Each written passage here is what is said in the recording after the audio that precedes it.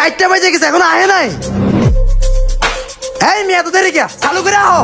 আইতাছি ভাই আইতাছি। এই হনো কুমিল্লা একটা লোক ওয়েট করতেছে, পার্সেলটা দিয়ে আইবা। আয়া আমার কাছে 50,000 টাকা নিয়ে যাবা কাঁচা। আচ্ছা ভাই ঠিক আছে।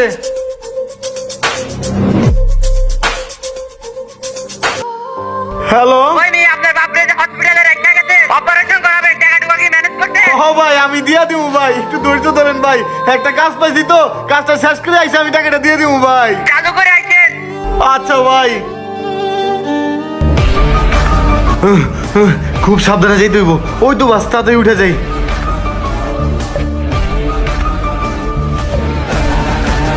এই তো সিট পাইছি, বসে পড়ি। স্যার এই বাসের মধ্যেই আছে। হ্যাঁ চলো চলেন স্যার।